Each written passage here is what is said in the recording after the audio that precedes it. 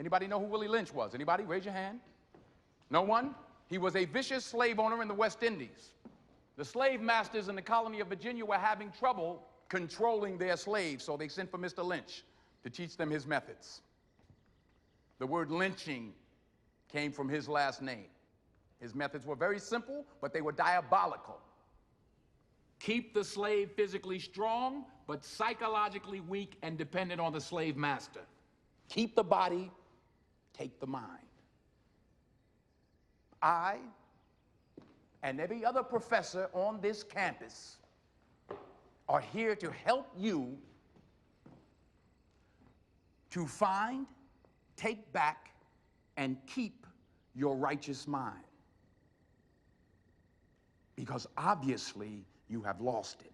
Raise your hand if you are familiar with the name William Lynch or Willie Lynch or his infamous letter called the Willie Lynch letter. If not, I highly recommend that you read this letter, and not because it's a great read, it's because of how disgusting it is. And then when you compare what you've just read in this letter to what's going on in society today, I'm kind of hoping that bringing this letter back up, a letter that a lot of people, especially in the Black community, are very, very aware of, I'm hoping that it will get people to understand on the left exactly what's going on and how you are both being used and controlled, just like a slave in today's society. And no, I'm not going to sugarcoat what I'm going to say. I'm going to be careful with my words because to me, it's more important that the message gets out there than to just say what I want to say freely and with the fear of being banned by YouTube and other platforms. Does me no good to truly speak my mind and know that I'm going to be removed from somebody's platform or have this video removed because they don't want you to know about the content. I literally just found out about this letter today. Never knew it existed. I saw The Great Debaters and I remember it was a good movie, but I didn't really put together that part of the message with what's going on today, or just, it's just one of those things where it's like the movie wasn't about that one scene. It was about the whole movie altogether. And it was a really, really good movie, but I wasn't truly familiar with the Willie Lynch letter until someone brought it to my attention today. And amazingly, it wasn't the Black community that brought it to my attention. It was a white person. Not that I care, but I know some of you do. What's important to me is that when we had this little 5-minute discussion, I was so astonished, shocked by what I was hearing, and to know that this letter was created in 1712. Quick history. In fact, let's just go and read a quick history on what the William Lynch letter was about. The William Lynch speech, also known as the William Lynch letter, is an address purportedly delivered by a William Lynch or Willie Lynch to an audience on the bank of the James River in Virginia in 1712 regarding control of slaves within the colony. In recent years, it has been widely exposed as a hoax. The letter purports to be a verbatim account of a short speech given by a slave owner in which he tells other slave masters that he has discovered the secret to controlling Black slaves by setting them against one another. I know when I hear the Black community speak about the William Lynch letter, they're speaking specifically about slavery amongst the Black community. That is another discussion for another time. And to me, in my opinion, I truly believe that they have taken what they've called a hoax. And here's the problem that I have with anybody calling something a hoax. They're calling it a hoax because if you think it's fake, or you think that the letter was created, then you'll also assume that there is no truth to what this letter is and how it's being used. Oh, it's fake. Don't believe in that. They do it to us all the time. Whatever they don't want us to look at, if they want us to distracted from one thing to another, they'll tell you that this is not real, but this over here is real. And that's exactly what's going on here. Nobody's been able to disprove it. They've only read the contents of the letter basically and said, well, based on how this was written and everything else, this can't be a real letter. So what if it is? So what if it isn't?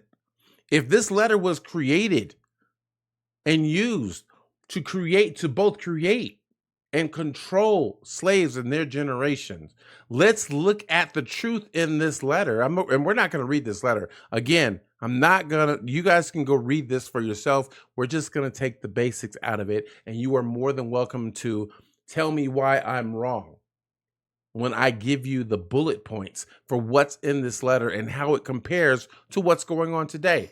There's no denying, when you look at our history and why I believe Democrats want to erase our history, there's no denying that part of the reason why they don't want us to look at history, educate ourselves, or just have knowledge in our inventory is because the more educated we are, the more we start to see that this is a pattern, and it's a pattern that's been used by the same party for decades, which is the reason at the end of the day, even though we're applying this to everybody, I don't understand why a single black person would want to vote for the Democratic Party after you truly know what they have done to control the black communities, especially the black communities.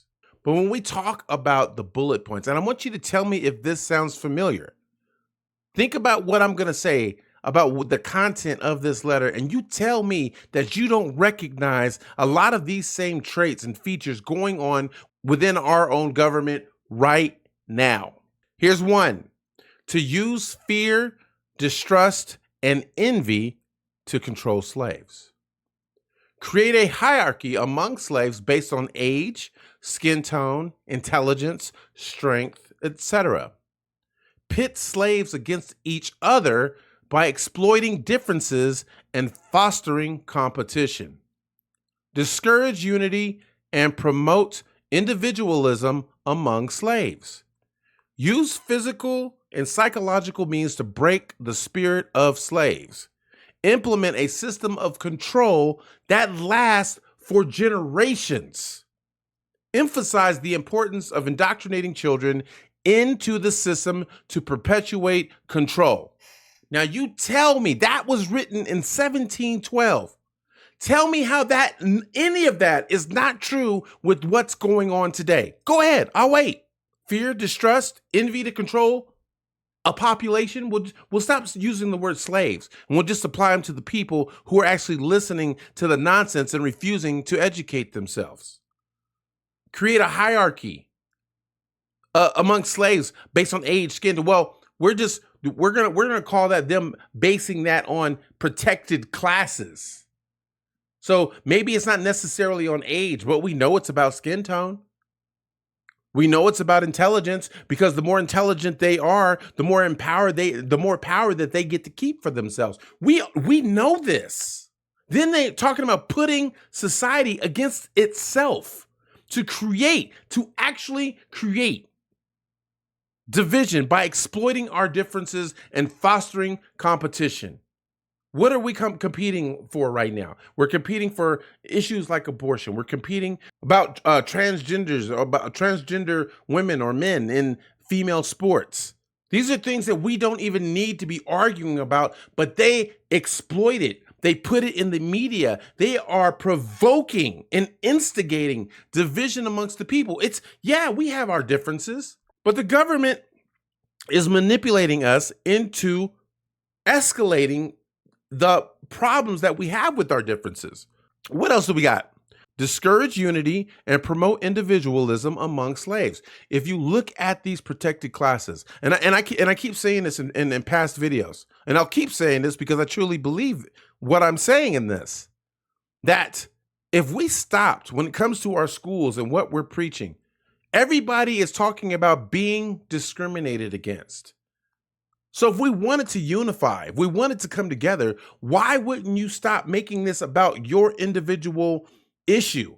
Come together and say you shouldn't be discriminating for anything, for any reason, against anybody. If we did that, I think more people would agree. No, we should not be discriminating against anyone. But when you talk about, no, it's about me, but what applies to me doesn't apply to you. Now you're fighting for something that is fostering individualism and is keeping us from unifying. It's creating division. I'm going to skip down because we do have the physical and psychological means to break the spirit of slaves.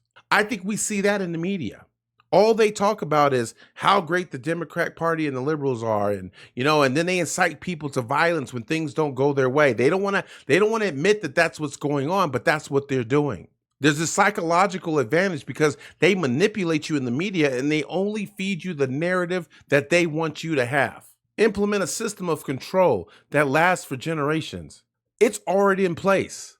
As a member of the Black community, how do you not know that the Democratic Party is responsible for things like the KKK, for fighting against desegregation in our school system, and that includes Joe Biden? How do you not know that every last thing that has allowed us to become free was something that was voted for, created, fought for by the Republican Party?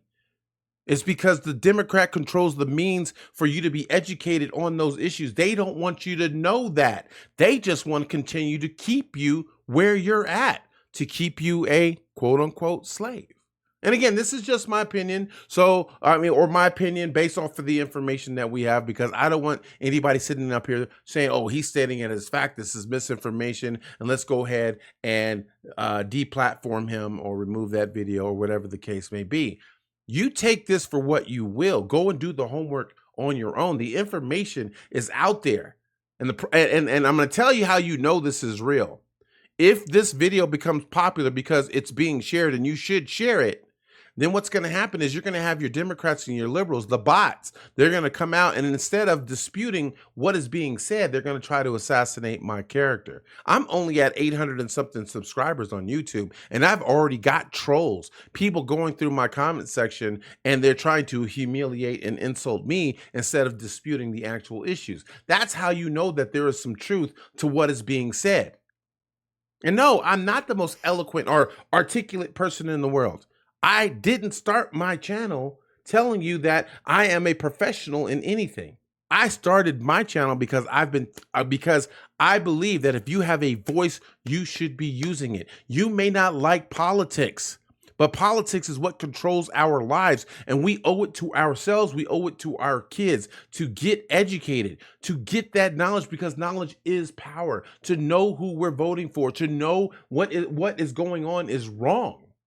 And to be powerful enough to stand, courageous enough to stand up and make a difference together, not by yourself. We do it together. Last but not least, emphasize the importance. Listen, this is a big one. Emphasize the importance of indoctrinating children into the system to perpetuate control. Now, I'm going to say this to the Black community, just like any other protected class. I don't think the Black community is as protected as they used to be, but I'm going to include them in on this, because when you look at what's going on in our schools, they don't care about the education of our kids. They want them dumb. So what are they doing instead? They're indoctrinating them with all of these gender identity issues and sexual orientation plans and strategies, and it's okay to be this and it's okay to like this person, all of this stuff. And then, of course, the Black critical race theory and all of this stuff. Why are we indoctrinating kids? Why are we not focusing on a STEM-based education and allowing them to grow up to be themselves? You know if you're gay, you know if you're straight, you know if you're Black. We stop using those things as excuses to victimize ourselves and start standing together so that we can start doing better here in this country. I didn't mean to get all excited and worked up and stuff, but again, I was excited when I learned about this, not because it was a good thing. This is horrible. The Willie Lynch letter is horrible. But it is something that is real. You want to act like the government doesn't have a system for controlling us. They've had a system since 1712. And I believe there's a video that I need to watch on YouTube where they said that the Willie Lynch letter was kind of, it wasn't brought back up until something like 1993. And I got to get more information on this.